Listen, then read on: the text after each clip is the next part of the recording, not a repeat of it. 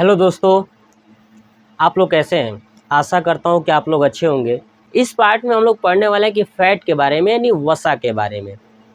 ठीक है, चलिए फैट समझते हैं। नहीं, वसा क्या है। देखिए, जो भी आप भोजन करते हो और उस भोजन के अंदर ऐसा पदार्थ होता है जिसके अंदर ऑयल की मात्रा हो, यानी तेल की मात्रा हो। चिपचिपा पदार्थ जितना भी ऑयल वाली मात्रा खाते हो वो सब फैट होता है। या जो भी हम भोजन करते हैं, जैसे मान लीजिए कि मैंने रोटी ही खाया, तो रोटी के अंदर भी ऑयल की मात्रा होती है, बस हमें वो दिखता नहीं है। तो भी एक प्रकार का फैट आ जाता है उसके अंदर, है ना। उसमें क्या होता है, फैट, यानी थोड़ी सी मात्रा होती है, ज़्यादा नहीं होता है, तो फैट होता है। जैसे एग्जाम्पल के तौर पे मैं समझाऊँ कि जैसे घर पे पूड़ी बनता है, तो पूड़ी में ऑयल होता है कि नहीं होता है ना। ऑयल में ही उसको फ्राई करते हैं। या फास्ट फूड हो गया, सब ऑयल में। तो आप जब फास्ट फूड, पूड़ी, पुआ ये सब खाते हो, ये सब फैट है। ये क्या है, इसके अंदर क्या मिल रहा है, यानी आप कार्बोहाइड्रेट के साथ साथ क्या ले रहे हो, फैट। अब फैट क्या काम करता है, चलिए अब सुनते हैं। देखिए, हमारे शरीर के अंदर जब फैट जाता है तो फैट का पाचन जब होता है तो ये कन्वर्ट हो जाता है फैटी एसिड और ग्लिसरील में। किसमें, फैटी एसिड और ग्लिसरील में। ठीक है, ये जब कन्वर्ट हो जाता है किसमें, फैटी एसिड और ग्लिसरील में। और ये कन्वर्ट होने के बाद हमारे शरीर के अंदर जो लीवर होता है ना, वो स्टोर करके अपने पास रख लेता है। ठीक है, और जब स्टोर करके रख लेता है तो जब किसी अन्य शरीर के किसी हिस्से को अगर ज़रूरत पड़ती है ऊर्जा की, फैट की ज़रूरत पड़ती है, तो लीवर क्या करता है, उसे ट्रांसफ़र कर देता है। क्या करता है, ट्रांसफ़र कर देता है। तो चलिए अब हम लोग जानते हैं कि आखिर में फैट शब्द आया कैसे, यानी वसा, जिसको बोलते हैं वसा। एक और नाम है लिपिड्स। क्या बोलते हैं, लिपिड्स, है ना। तो लिपिड्स, फैट यानी वसा। ये एक वैज्ञानिक हुआ करते थे जिनका नाम था ब्लोर। क्या नाम था, ब्लोर। यानी 1943 ईस्वी में ब्लोर नामक वैज्ञानिक ने फैट शब्द के बारे में बताया था। चलिए, मैंने बोर्ड पे भी ये चीज़ें नोट कर दिया ताकि आपको अच्छे से समझा सकूँ। देखिए, फैट का काम क्या है कि ये हमारे शरीर के अंगों को क्या करता है, सुरक्षा करता है। क्या करता है, अंगों को सुरक्षा करता है। शरीर के अंदर जो तापमान होता है ना, उस टेम्परेचर को भी नियंत्रित करके रखता है। देखिए, शरीर के अंदर जो तापमान होता है वो जल भी नियंत्रित करता है और वसा भी नियंत्रित करता है। वसा एक ऐसा पदार्थ है जो हमारे शरीर को सबसे ज़्यादा एनर्जी देता है।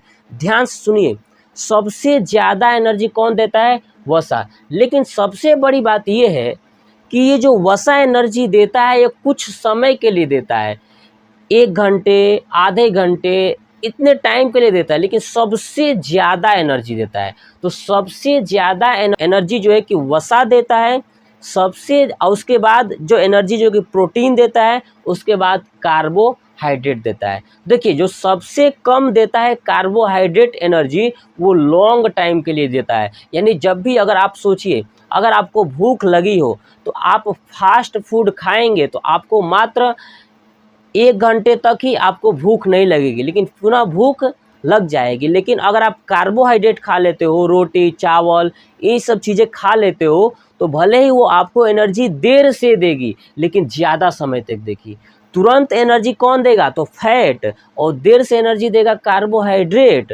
जब देर से एनर्जी देगा तो लॉन्ग टाइम तक बना रहेगा, और जो जल्दी एनर्जी देगा वो जल्दी लॉस कर देगा। तो सबसे ज़्यादा एनर्जी फैट से मिलता है, उसके बाद प्रोटीन से मिलता है, उसके बाद कार्बोहाइड्रेट से मिलता है। अगर आप 1 ग्राम फैट खाते हो तो 9.2 कैलोरी ऊर्जा मिलती है। मैंने लिखा भी है, 1 ग्राम अगर फैट खाते हो तो 9.2 कैलोरी क्या मिलता है, ऊर्जा मिलती है। ये फैट करता क्या है कि हमारे शरीर का जो सेल होता है ना, उस सेल की सुरक्षा करता है। सेल की क्या करता है, सुरक्षा करता है। कोशिका झिल्ली बनाता है, कोशिका भित्ति बनाता है, इन सब की सुरक्षा करता है। इनको लिक्विड के फॉर्म में रखा रहता है, ठीक है ना, ताकि ये सूखे नहीं, खराब ना हो। तो कौन सुरक्षा करता है, तो फैट। कौन करता है, फैट। ये फैट, आपने कभी एक कहावत सुना है कि कोई पूछ देता है कि बताइए ना, ऊँट जो है कि कुबड़ में क्या रखता है, तो पानी रखता है। पूछा जाता है कि ऊँट जो है कि लंबे समय तक जीवित रह लेता है, क्यों, तो लोग कहते हैं कि क्योंकि लंबे समय तक पानी नहीं पीता है, इसलिए, क्योंकि उसके कुबड़ में क्या होता है, पानी होता है। जबकि ये गलत है। आप एक बात याद रखिए कि ऊँट का जो कुबड़ होता है ना, उसमें वसा होता है, और वसा में पानी और लिक्विड यानी लिपिड्स दोनों होता है, इसलिए उसको बोलते हैं वसा।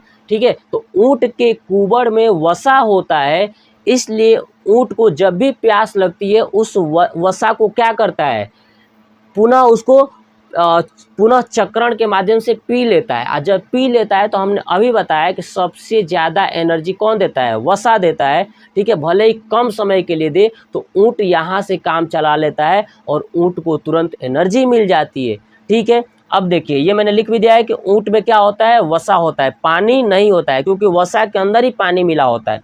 देखिए अब वसा में जो घुलने वाली विटामिन होती है वो विटामिन होती है कीड़ा। याद रखिएगा KEDA, विटामिन KEDA वसा में घुलनशील विटामिन है। ठीक है ना, यानी तेल के अंदर कौन सी विटामिन घुल जाती है, विटामिन KEDA। और कौन सी विटामिन वसा के अंदर नहीं घुलती है, ठीक है, तो B और C।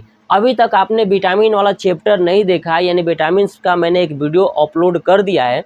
ठीक है, बहुत पहले का ही, आप जाइए और वहाँ से वॉच कर लीजिए कि विटामिन के बारे में मैंने क्या क्या बताया था, विटामिन की खोज किसने किया था, हमारे शरीर के अंदर कितने प्रकार की विटामिन पाई जाती है, विटामिन शब्द किसने दिया था। ठीक है, विटामिन के का मतलब क्या है, विटामिन ए किस किस पदार्थों में मिलता है, हमें रतौंधी से कैसे बचा जा सकता है, यानी आँख खराब होने से कैसे बचाया जा सकता है, इन सब पे मैंने वीडियो पीछे बना दिया है। चलिए, तो अब हम लोग जानते हैं कि वसा में घुलनशील विटामिन कौन सा था, KEDA। देखिए उसके बाद वसा के अंदर मैं बता दूं, मैंने अभी बताया था, वसा जो है कि हमारे शरीर के अंदर लीवर में क्या होता है, स्टोर होता है। कहाँ होता है, लीवर में। और लीवर के बाद मसल्स में, ये मसल्स है ना, मांसपेशियाँ, ये मसल्स है ना, इसमें क्या स्टोर होता है, वसा। यही रीजन है कि जिस व्यक्ति के शरीर में वसा ज़्यादा हो जाता है ना, मोटा हो जाता है। बोलते हैं फैट मैन है ना, समझता है, मोटा, फैट मतलब मोटा, तो फैट मतलब फैटी एसिड, यानी जो उसके अंदर तेल की मात्रा बहुत ज़्यादा हो गई, उससे चर्बी बढ़ चुकी है। क्या बोल गए, चर्बी, यानी मोटा हो गया, पूरा एकदम मोटा हो जाता है। जो जितना ज़्यादा मोटा होता है ना, उसमें चर्बी उतना ज़्यादा होती है, यानी फैटी एसिड उतना ज़्यादा होता है। अब आप सोचिए ना, अगर किसी इंसान के अंदर फैटी एसिड ज़्यादा होगा, मैं बता दूं कि जब उसके अंदर फैट ज़्यादा होगा यानी वसा ज़्यादा होगा, तो धीरे धीरे उसकी नस के अंदर जो वसा जमने लगता है, और जमने लगता है तो नस धीरे धीरे ब्लॉक हो जाती है, जिसे हम बोलते हैं कोलेस्ट्रॉल की मात्रा बढ़ जाना। यानी जिस व्यक्ति के अंदर वसा की मात्रा बढ़ने लगती है, उसके अंदर कोलेस्ट्रॉल की मात्रा बढ़ जाती है। और जब कोलेस्ट्रॉल की मात्रा बढ़ जाएगी तो उसे हार्ट अटैक आ सकता है। क्या आ सकता है, हार्ट अटैक आ सकता है। तो आपको पहला पॉइंट से भी मिल गया कि अगर हमारे शरीर के अंदर वसा की मात्रा बढ़ती जाएगी, ज़्यादा हो जाएगी, तो क्या होगा, तो कोलेस्ट्रॉल बढ़ जाएगा। और जब कोलेस्ट्रॉल बढ़ जाएगा, कोलेस्ट्रॉल का मतलब ये होता है कि वसा की मोटी परत, वसा की मोटी परत, जो हमारी नस है ना, उस नस के अंदर जो है कि वसा की मोटी परत बनने लगेगी, कोलेस्ट्रॉल बढ़ने लगेगा, है ना, उसी को बोलते हैं कोलेस्ट्रॉल। क्या बोलते हैं, कोलेस्ट्रॉल बढ़ने लगेगा। और जब कोलेस्ट्रॉल बढ़ने लगेगा तो जो ब्लड जाने का रास्ता था वो ब्लॉक हो जाएगा, और जैसे ब्लॉक हो जाएगा तो हार्ट अटैक आ जाएगा। क्या आएगा, हार्ट अटैक। अब आपने एक चीज़ देखा होगा कि महिलाओं में हार्ट अटैक नहीं आता है जल्दी। आपने कई रेयर में सुना है कि महिलाओं के अंदर हार्ट अटैक आ गया, किसी महिला को हार्ट अटैक आ गया, ऐसा नहीं है। महिला के अंदर हार्ट अटैक क्यों नहीं आता है, क्योंकि उनके अंदर कोलेस्ट्रॉल की मात्रा बढ़ ही नहीं पाता है। अब कहेंगे कि क्यों नहीं बढ़ पाता है, तो उनके शरीर के अंदर एक हार्मोन्स होता है जिसको बोलते हैं एस्ट्रोजन।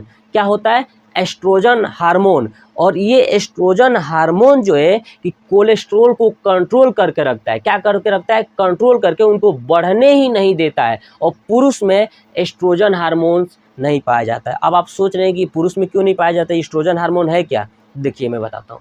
एस्ट्रोजन हार्मोन्स क्या होता है ना, कि जब फीमेल जो है कि प्रेग्नेंट होती है, उस टाइम वो उनको मदद करता है बच्चे की डिलीवरी कराने में।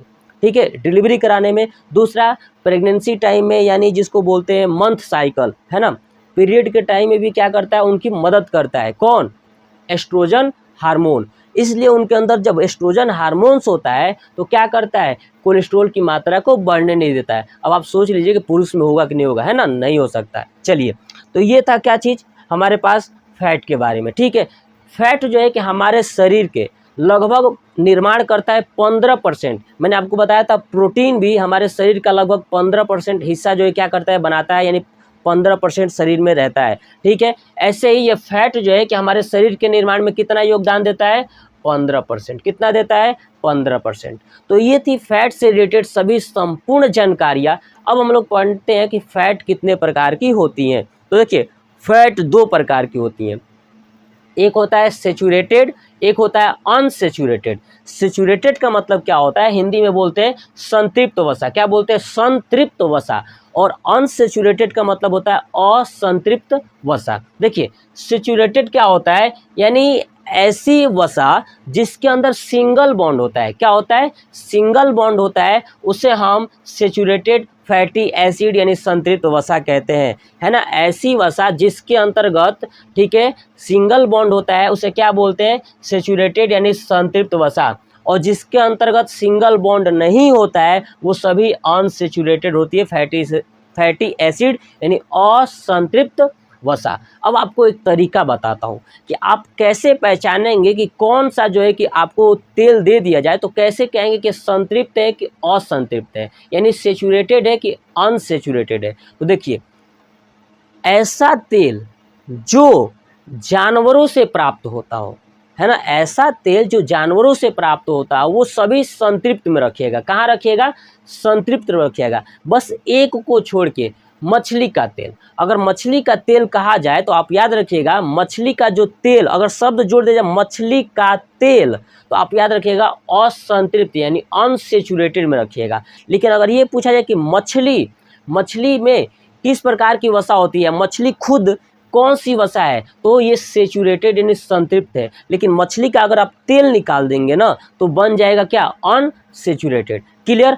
ऐसे मैंने बता दिया जितना भी जानवरों से प्राप्त होता है सब कहाँ होता है, सेचुरेटेड। और जितना भी पेड़ पौधों से प्राप्त होता है तेल वो सभी होता है अनसेचुरेटेड। ये याद करने का मैंने एक ट्रिक बनाया था ताकि आपको दिमाग में बैठा सकूं। अब देखिए एग्जाम्पल के तौर पे वनस्पति घी, है ना, वनस्पति घी आपने नाम सुना हो, वनस्पति घी। जैसे हम जो घी खाते हैं ना वनस्पति घी, पहले आता था डालडा, है ना, ये सब डालडा वगैरह, ये वनस्पति घी। देखिए नाम लिखा है वनस्पति घी, तो मैंने आपको अभी बताया था ये वनस्पति का मतलब पेड़ पौधों से ही प्राप्त होता है, लेकिन इसमें वनस्पति घी में जानवरों का घी भी मिलाया जाता है, इसलिए बन जाता है वनस्पति घी, जो कि क्या होता है, ये सेचुरेटेड फैटी एसिड। क्लियर। ऐसे आता है देसी घी। देसी घी घर में नहीं होता है, गाय भैंसों का जो देसी घी होता है ना, वो हो गया। नेक्स्ट मीट जो खाते हैं ना उसके अंदर जो घी मिलता है वो कौन सा होता है, सेचुरेटेड। दूसरा फिश यानी मछली जो खाते हैं, मछली में कौन सा वसा, मैंने बताया था सेचुरेटेड। उसके बाद मैंने बताया जितने भी पेड़ पौधे से प्राप्त होते हैं वो सब क्या है, कौन सा वसा है, तो अनसेचुरेटेड। जैसे देखिए कोकोनट ऑयल, नारियल का तेल, मस्टर्ड ऑयल, सरसों का तेल। अब मैंने बताया फिश ऑयल, मछली का तेल, किस में, अनसेचुरेटेड में। ऐसे ही ओलिव ऑयल, ओलिव यानी जैतून का तेल भी क्या है, तो एक प्रकार की अनसेचुरेटेड फैट है। तो ये थी पूरा संपूर्ण फैट से रिलेटेड जानकारियां मैंने आपको बता दिया। तो आपको याद रखना था फैट क्या करता है, हमारे शरीर के अंदर तापमान को नियंत्रित करता है। जल भी क्या करता है, तापमान को नियंत्रित करता है। 1 ग्राम में 9.2 कैलोरी मिलता है। ठीक है, ये फैट जो है कि फैट की मात्रा अगर ज़्यादा हो जाती है हमारे शरीर के अंदर तो कोलेस्ट्रॉल बढ़ जाता है, जिसके कारण हार्ट अटैक हो सकता है, महिलाओं में नहीं पाया जाता है। इन सभी डिटेल्स में मैंने चर्चा कर लिया है। और ये आपको वीडियो कैसा लगा कमेंट बॉक्स में कमेंट करके ज़रूर बताइएगा कि आपको कैसे समझ में आया, कितना समझ में आया, आपके लिए कितना ये हेल्पफुल रहता है। आप लोग कभी कमेंट करके बताते नहीं हैं, तो प्लीज़ आप लोग ज़रूर बताएं। और आपको और किस टॉपिक पे वीडियो चाहिए उस टॉपिक का नाम जो है कि कमेंट बॉक्स में कमेंट करके ज़रूर बताइए। मैं प्रॉपर कोशिश करूँगा कि आपका डिमांड जो रहेगा उस डिमांड को मैं पूरा करूँ, उसका वीडियो ज़रूर अपलोड करूँगा। ठीक है, तो आप ज़रूर मुझे कमेंट बॉक्स में कमेंट करके ज़रूर बताइएगा। तो जय हिंद, जय भारत, वंदे मातरम।